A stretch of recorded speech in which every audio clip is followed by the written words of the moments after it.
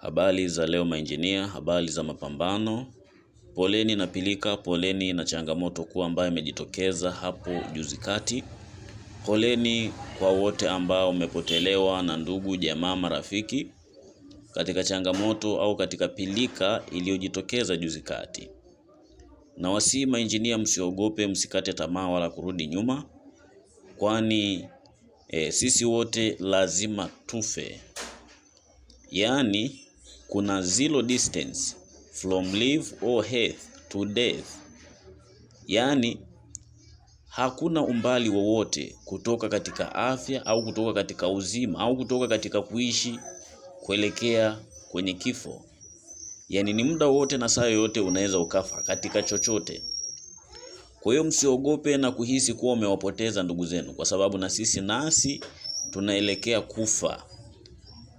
Pengine hamna mtu ambaye ataishi mpaka 2100.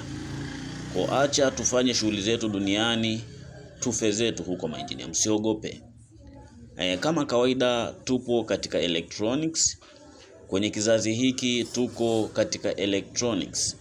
Tuendelee kupambana, tuendelee kufanya kazi. Kama mnavyoona, hii ni preamp mainjinia ambayo nimeiandaa hapa. Na pia mainjinia ambao tupo darasani tunaenda kuendelea kama kawaida kutokana na changamoto ambayo WhatsApp ilikumba juzi kati hapa.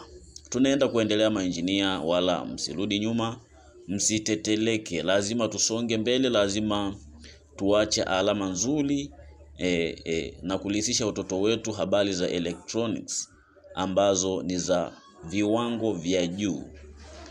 Tuko pamoja mainjinia. Sijui kama tuko wote, sijui kama wote wametoka salama kwenye haya magroup katika maandamano yaliyojitokeza juzi kati.